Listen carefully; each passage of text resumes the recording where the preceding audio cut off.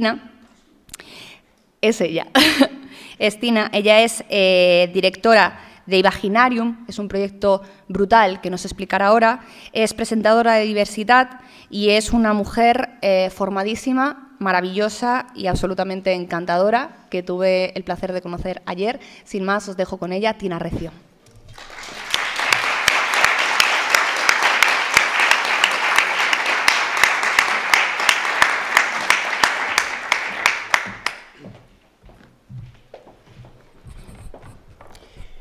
Bueno, muchas gracias. En principio me iba a poner de pie, pero teniendo aquí a Lorena, yo creo que es una persona que hay que tenerla muy cerca, con lo cual me voy a poner cerca de ella porque vale muchísimo, muchísimo.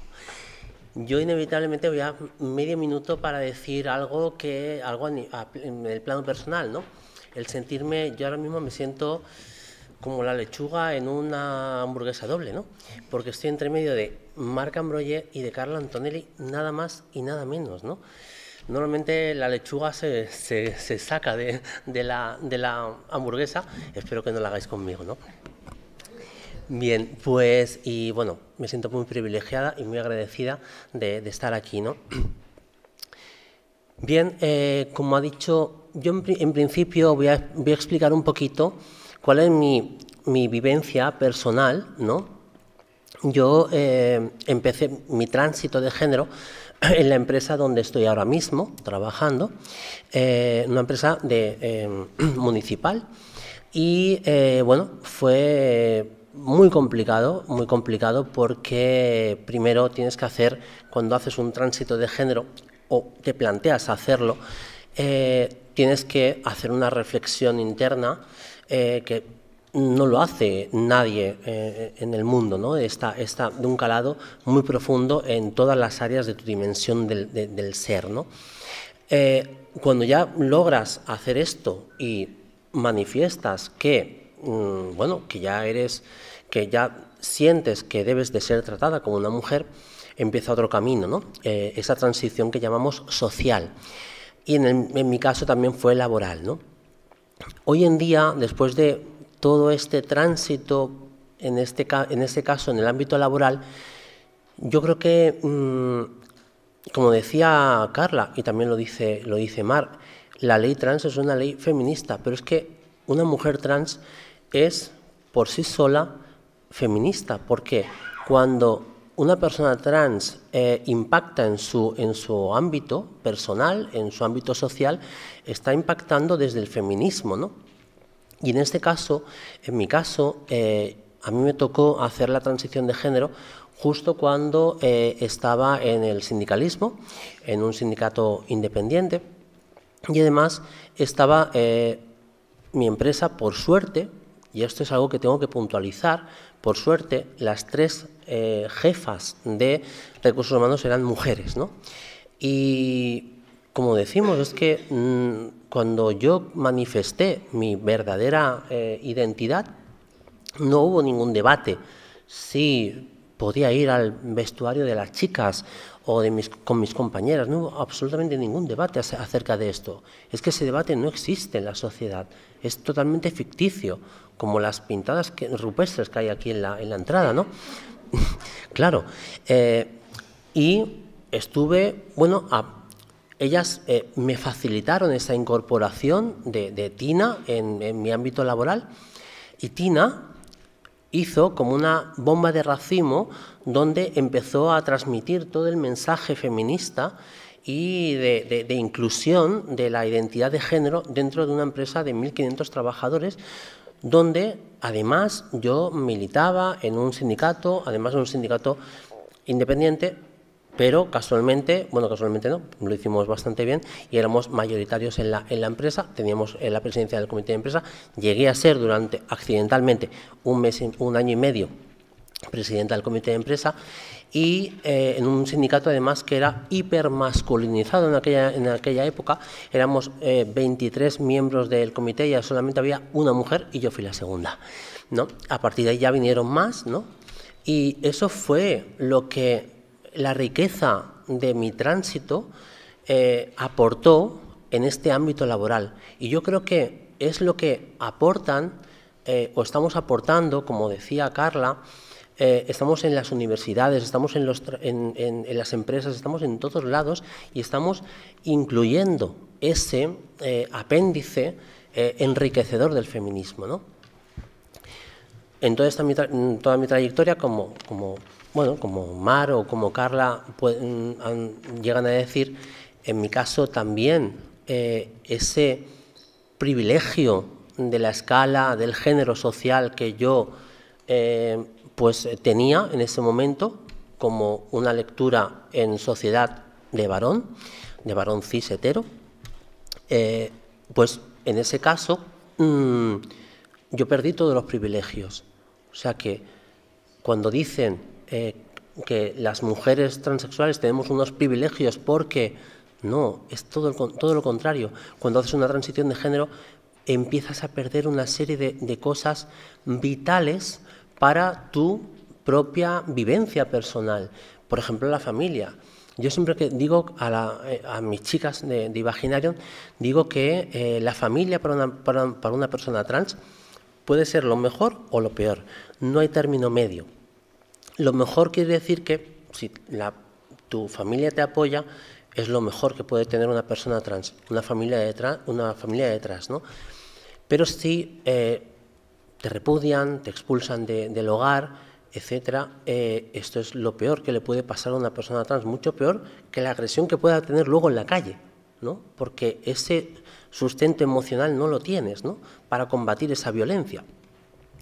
Pero también es lo peor si no hacemos nada. Hablábamos ayer de la equidistancia, ¿no? O sea, en mi caso, por ejemplo, mi familia pues optó por esa equidistancia.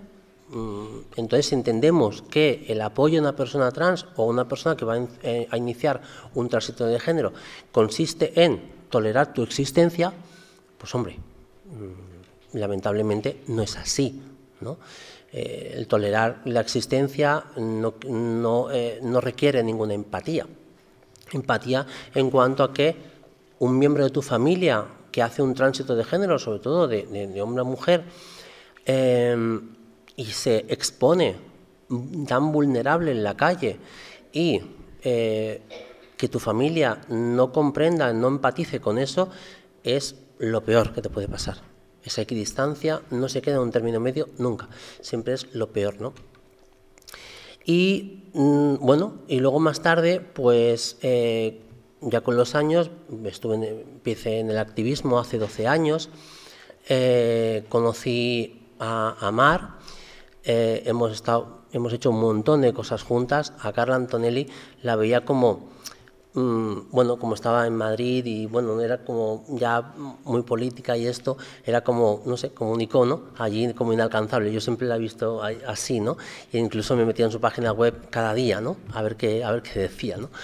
Por eso me siento hoy, pues esas mariposas en el estómago de estar aquí con estas dos monstruas del activismo sin más, aparte del activismo trans, ¿no? Pero son activistas, ¿no? Activistas, la palabra activista que muchas veces no se acaba de entender esa etimología de la palabra activista, ¿no? Activista es la persona que está activa, que acciona, que pone en acción cosas para beneficiar a otras, ¿no?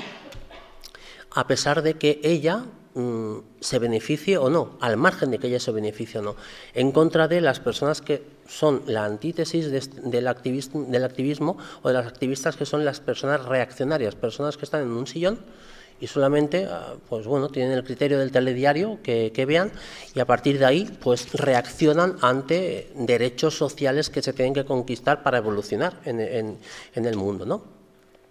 A partir de ahí, pues, bueno, empecé mi activismo y en el 2016, hace casi 7 años, inicié mi proyecto particular, ¿no?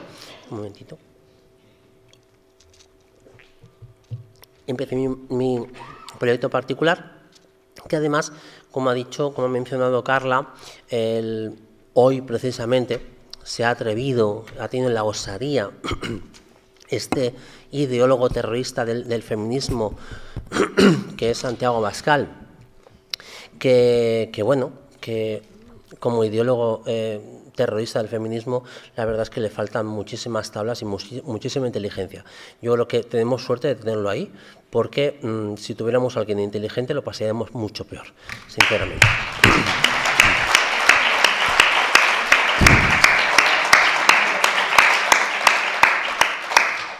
Pues se ha atrevido a decir, aparte de lo que ha dicho Carla, que estos degenerados que se amputan, ¿no?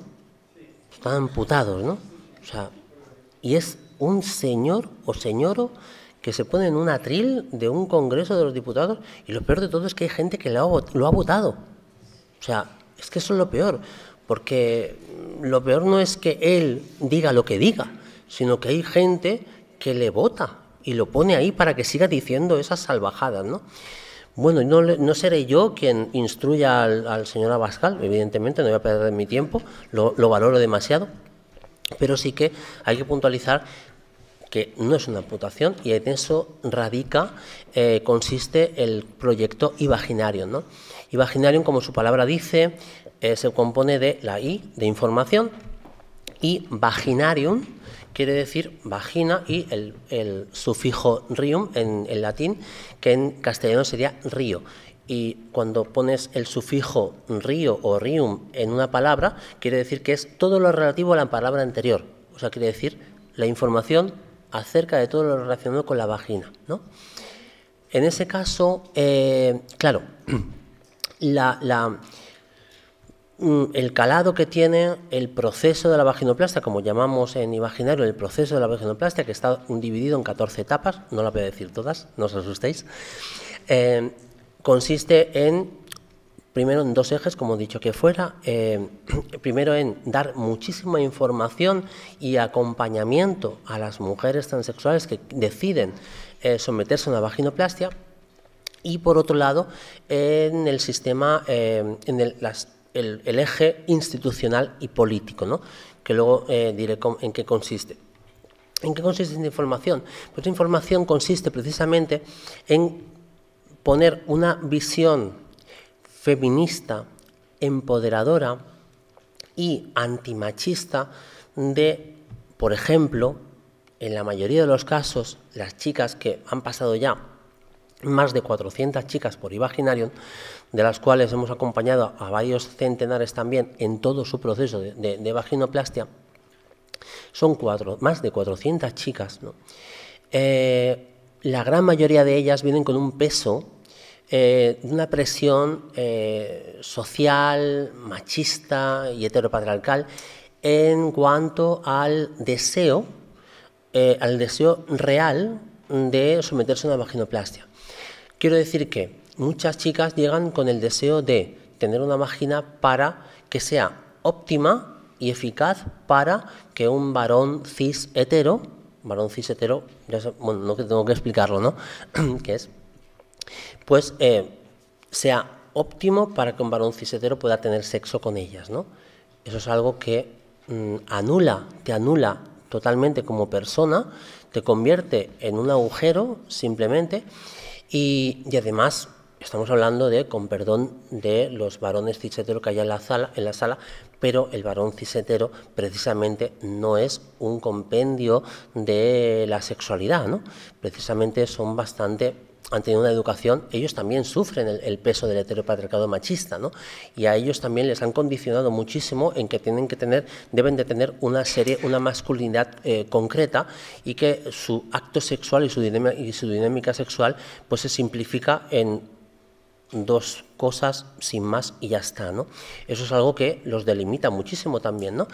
Entonces, claro, aquí lo que hacemos en Imaginarium es dar muchísima información en, por ejemplo, cómo va a funcionar esa vagina, porque las vaginas de una mujer trans consisten en hacer una operación donde, porque además todas las personas, todos los seres humanos, en algún momento de su existencia han tenido una vulva, todos, incluso los hombres también. Entre las 6 y la 8ª semana el genital de cualquier ser humano ha sido una vulva, ¿no? A partir de ahí, cuando ya se divide biológicamente el sexo, pues se convierte en un pene o se convierte en una vagina, pero todo está compartido. El clítoris es lo que sería el pene, el glande del pene es el equivalente al glande del clítoris, etcétera, etcétera, etcétera. De ahí, como ha dicho Mar antes en la entrevista, las personas intersexuales. Hay un tipo de intersexualidad que se define por la indefinición del genital, porque la madre naturaleza no define el genital y entonces lo deja intermedio. Eso es una parte de la intersexualidad. Hay otros tipos de intersexualidad, ¿no? Pero esta concreta consiste en eso, ¿no? Bien, a partir de ahí entendemos que un cirujano, si es un buen cirujano, puede hacer una operación reconstruyendo algo que está construido, lo reconstruimos otra vez de forma eficaz para que pueda tener una vida sexual totalmente plena. ¿Que hay diferencias entre una vagina de una mujer trans y una mujer cis? Evidentemente que sí. Evidentemente hay glándulas que nosotras no tenemos ni tendremos nunca, ¿no? Hay un tipo de tejido que no tendremos nunca tampoco. Pero la función sexual, que al fin y al cabo es para lo que, entre otras cosas, aparte de la función fisiológica, es para lo que se requiere este deseo de someterse a una vaginoplastia, eso está totalmente cubierto hoy en día por la ciencia, ¿no? Y si una mujer trans con vagina finalmente puede tener una vida sexual plena con vagina, pues evidentemente que es una mujer mucho más feliz, ¿no? Pero, como digo, las chicas que acuden a nosotras para pedir información y algunas, y las que se ponen en nuestras manos para guiarlas en este camino, pues tenemos que las acompañamos de forma integral, ¿no? O sea, ayer me preguntaba Lorena, pero bueno, ¿qué es lo que hacéis, no? O sea, tú las atiendes a todas, etcétera. Digo, pues sí, y además, bueno, yo para mí Vaginario ha sido una experiencia única porque me ha permitido el privilegio de tratar con, ya os digo, más de 400 personas, más de 400 mujeres, pero además no de forma como haría cualquier psicólogo, bueno, te pones en el diván, me cuentas tu historia y sin más, ¿no? Sino que penetrar en lo más profundo de su ser, hora tras hora, reunión tras reunión, hacemos reuniones quincenales, grupales, reuniones con sus familias, con sus parejas, con ellas, y eso me ha permitido percibir penetrar en ese interior de cada una. Y cuando compruebas que el interior de casi todas ellas está muy tocado por el machismo, pues es algo que contrasta pues con estos discursos de odio de que las mujeres trans no somos mujeres, ¿no? Si se trata de ese peso, de soportar ese peso del heteropatriarcado, os aseguro que yo os invito a asistir a una reunión con alguna de las chicas o las reuniones grupales y comprobaréis cómo es el calado de las historias y los relatos de cada una de ellas, ¿no? Relatos de todo tipo, hay relatos ideales, chicas que vienen con su padre y con su madre, pero hay muchísimas chicas, sobre todo en Latinoamérica, que acuden aquí, pues no tienen los papeles legalizados y se tienen que dedicar, pues se ven abocadas a dedicarse a lo que se tienen que dedicar para subsistir, incluso después de subsistir, también ahorrar un dinero para someterse a esa vaginoplastia que al fin y al cabo es su sueño, ¿no? Todo eso es una lucha con un calado tan profundo en todas las dimensiones del ser, que es algo que, si no se tiene en cuenta, se está, como dice Carla, se está deshumanizando, no a un colectivo, porque no somos un colectivo, somos una comunidad, personas que viven algo en común, pero somos individuales cada una de nosotras, cada una tiene una historia detrás, diferente quizás a las demás, y eso es lo que hace la riqueza de la comunidad de mujeres trans, ¿no? Y Entonces, por último, bueno, pues decir esto, ¿no? Que esta es uno de los ejes de actuación que tiene Imaginarium, pero el otro eje consiste en el plano institucional y político. En el año 2019 presentamos una serie de medidas en el Parlamento de Cataluña que fueron aprobadas por todos los grupos de la Cámara, ¿no? Incluido, ahí estaba presente también el Partido Popular. Yo creo que algo bueno llevaríamos para que ni siquiera ellos pudieran alegar nada, ¿no? De ahí surgió pues la alianza con el Departamento de Igualdad de la Generalitat de Cataluña, con el Colegio de Fisioterapeutas de Cataluña y con una ONG que se llama GEO2. Y de ahí hemos podido impulsar una prueba piloto, un estudio que arrojará una evidencia científica en cuanto a la eficacia de la fisioterapia del suelo pélvico para mujeres trans operadas. Con esto, esta evidencia científica la llevaremos al Departamento de Salud de Cataluña y de ahí lo que se tendrá que hacer es que instruir a todos los ginecólogos del sistema público de salud de Cataluña, en primer lugar de Cataluña, y esperemos que se pueda exportar al resto de España. ¿Para qué? Para que el trato ginecológico de una mujer trans con vagina sea totalmente respetuoso, pero sobre todo eficaz. Y digo esto ¿por qué? Porque ahora mismo todavía el mejor escenario que puede encontrar una mujer trans con vagina cuando va al ginecólogo por cualquier complicación, por ejemplo una infección de orina, pues se puede encontrar el mejor de los escenarios es pues encontrarte un ginecólogo o una ginecóloga que te diga, pues mira, yo esto de la vagina de una mujer trans pues no lo he tocado nunca, es algo nuevo para mí, pero me predispongo con buena voluntad a aprender contigo, ¿no?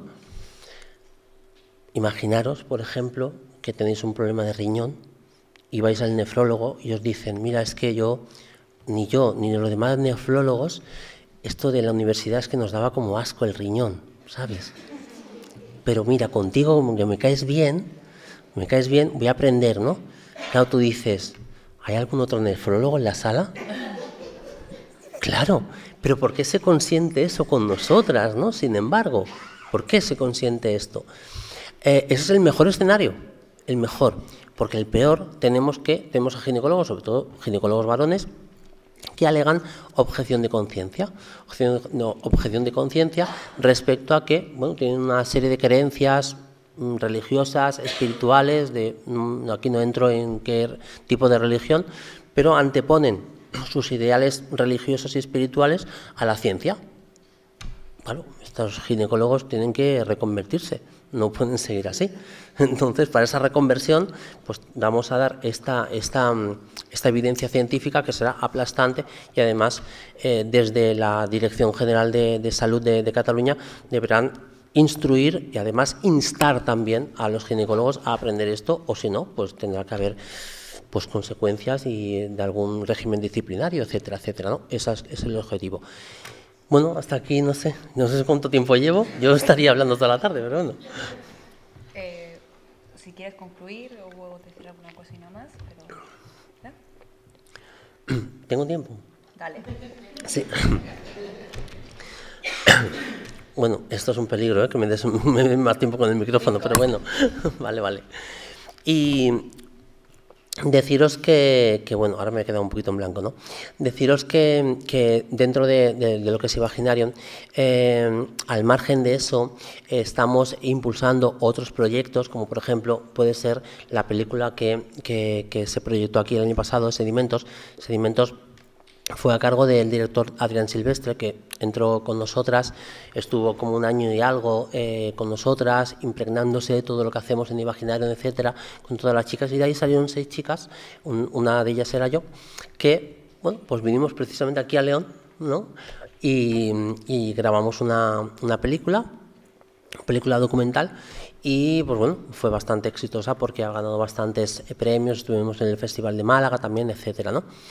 Y al margen de esto, ahora también estamos impulsando también un proyecto, porque como digo, tengo una base de datos ahora mismo de más de 400 chicas, y de ahí vamos a fundar también, hemos fundado un proyecto ya incluso más particular mío, que se llama Tina Talents.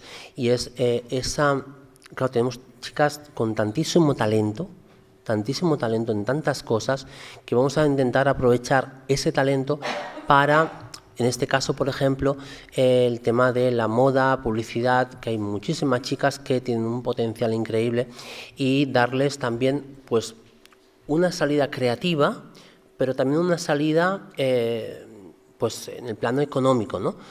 Para que, como decía antes Lorena, ¿no? Estamos en un 80% de índice de paro entre las mujeres transexuales, ¿no? Un 80% es un índice que para ningún otro sector de la sociedad sería admisible, ¿no? Sin embargo, para nosotras también se sigue admitiendo esto, ¿no? Y este proyecto pues va a incidir ahí para darles una salida, pues no quizás laboral, porque no sería laboral, pero sí una salida creativa, y también una salida para tener unos ingresos y no tener que perpetuarse tanto en algunas dinámicas, pues en este caso de la prostitución, porque hay muchísimas chicas que, como decía antes Lorena, ¿no? Ese 53% de las chicas. En el caso de Imaginarium, lamentablemente quizás el número pueda ser un poquito más alto, o hemos podido detectar que quizás es mucho más alto, ¿no? Porque en algún momento, o sea, al margen de las mujeres trans que se tienen que dedicar a esto, al margen de eso, muchísimas chicas que, pues porque no tienen un nivel adquisitivo idóneo para poderse pagar una vaginoplastia, al margen de que aquí también, eso es otra de las cosas que no hemos hablado, ¿no? Pero la calidad de dentro de eso, del segundo eje político e institucional en el sistema público de salud, estamos instando a que las operaciones sean de mayor calidad, ¿no? Porque, y con esto acabo, está ocurriendo un fenómeno hoy en día en la sociedad y en la comunidad trans, que hay un perfil de mujer trans que antes apenas existía, y antes quiero decir hace 10 años, tampoco hace tanto más, ¿eh? Hace 10 años las mujeres transexuales, la mayoría de nosotras, estábamos pues en la exclusión, en el apartado en los márgenes, etcétera, ¿no? Entonces, claro, los cirujanos las mujeres transexuales que vivían en esa época de esta forma no tenían acceso a poderse pagar una vaginoplastia, al margen de que hace 10 años no habían tantos cirujanos tampoco en el ámbito público de salud, ¿no? Pero hoy en día se da la circunstancia, por suerte también, de que, y esto nos llega mucho a Imaginarium, que hay chicas ya entre 18 y 21 años que vienen acompañadas de su padre y de su madre, ¿no? Y que las apoyan en todo, incluso económicamente. Claro, ¿qué sucede? Que ese escenario, un escenario donde es una niña de 18 a 21 años, además empezando a estudiar una carrera, muy bien formadas, etcétera, con lo cual, con un futuro mucho más prometedor laboralmente que hace 10 años, ¿no? Pero además está acompañada de su padre y de su madre, con 2 nóminas suele ser.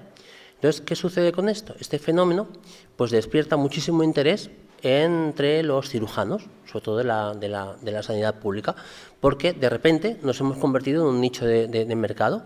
Antes no teníamos nada, no teníamos un céntimo, estábamos en el arroyo, con lo cual no éramos un nicho de mercado. Ahora mismo sí, y se da la circunstancia de que somos un tipo de clientela de lo peor para nosotras mismas. ¿Por qué? Porque la niña viene con ese... ya acabo, sí, perdón. Tú lo has querido, haber pedido muerte. La niña viene con muchísima ansiedad provocada por todo este peso del patriarcado machista. Los padres están desesperados, pero con 2 carteras, ¿no? Entonces, claro, son carteras con patas. Y entonces el cirujano de turno suele pasar que, además están saliendo como setas, yo creo que hace 24 horas salió otro, se erigen como benefactores y salvadores de la propia familia, ¿no? Yo te voy a salvar y además voy a salvar a tu familia. Entonces los padres pagan lo que sea porque a la niña la operen, ese salvador, ¿no? Así que con esto ya acabo, ¿no? O sea, aunque nos vaya nos empieza a ir bien, siempre las mujeres transexuales estamos bajo esa tutela social. Aunque seamos un nicho de mercado, siempre estamos con esa delimitación de nosotras mismas.